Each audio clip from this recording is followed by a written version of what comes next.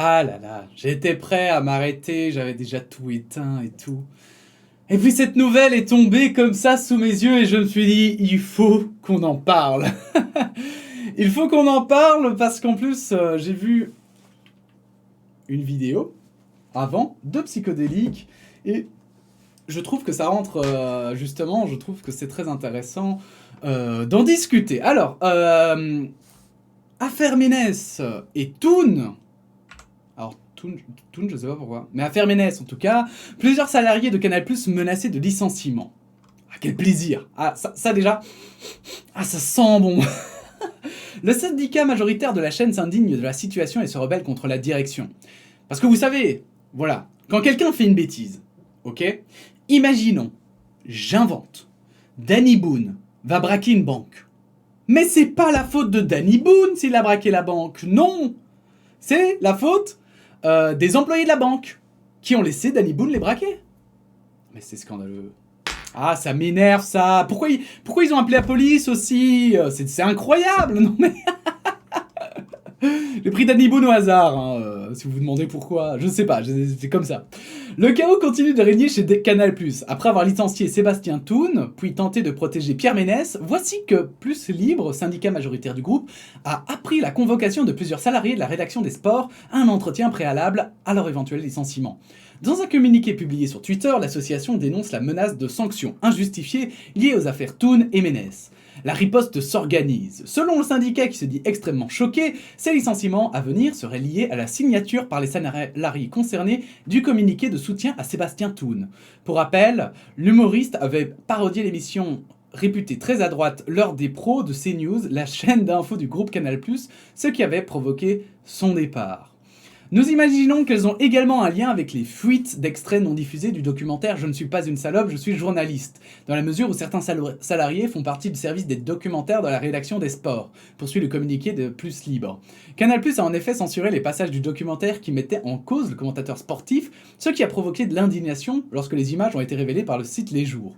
Pierre Ménès a ensuite été écarté de la chaîne jusqu'à nouvel ordre. Jusqu'à ce que ça se tasse, quoi. Bon, c'est grave ce qu'il dit, mais...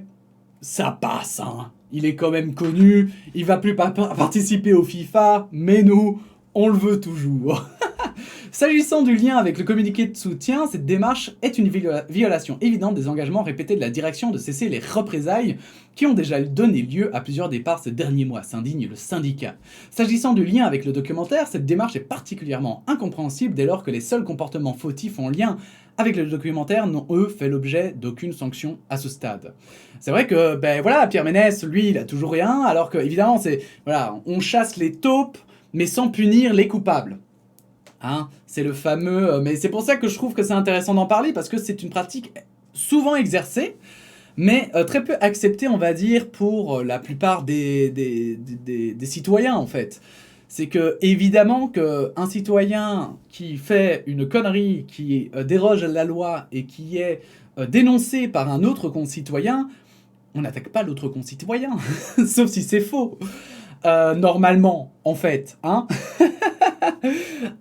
Et là, pour le coup, les lanceurs d'alerte, c'est la même chose. Et c'est là où je voulais en venir.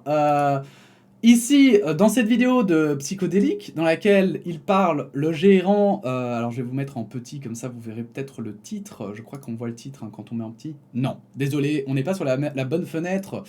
Je vais mettre sur la bonne fenêtre du coup. Hop. Voilà, là ça devrait marcher. Ah oui, normal. Le gérant de MTG France insulte violemment Jules Orander de Ageek. Dirons-nous le mot qui est interdit sur les réseaux sociaux?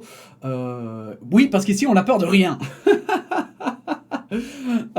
Donc voilà, en fait, ici je me disais que c'était exactement la même affaire. Parce que donc on a un gars de Magic France qui insulte une streameuse qui n'a littéralement rien fait. Et est-ce qu'il va être viré et tout? J'espère qu'il y aura des sanctions qui seront prises. Pour le moment, je crois que c'est encore trop tôt pour que des sanctions soient prises. Mais c'est pas normal. C'est pas normal et on va pas commencer à chercher celui qui a fait des captures d'écran et qui les a balancées. Ça n'a pas de sens. Donc arrêtons. Arrêtons avec ces chasses c'est chasse aux lanceurs d'alerte, c'est chasse aux, finalement, dénonciateurs, hein, qui dénoncent des comportements qui sont incompréhensibles, inacceptables, et qui devraient être réprimandés, en fait, ces comportements. Plus Libre dit faire maintenant tout ce qui est en son pouvoir pour empêcher la mise en œuvre de cette menace de licenciement. Nous sommes plus que jamais mobilisés pour la défense des salariés du groupe Canal+, et de son image auprès de ses abonnés, conclut le syndicat. Mais je pense que là, l'image... je pense que l'image auprès des abonnés, là, ça fait longtemps qu'il a pris un sale coup, hein.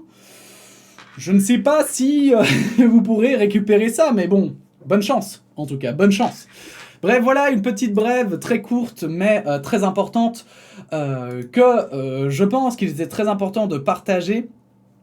Évidemment, nous soutenons ces employés qui vont se faire licencier parce qu'ils ont osé s'attaquer à des personnes qui avaient trop de pouvoir, littéralement. Et on se dit, sinon, à bientôt pour de nouvelles actus, hein. N'hésitez pas à vous abonner, à liker cette vidéo et à la partager. Et à bientôt. La bise!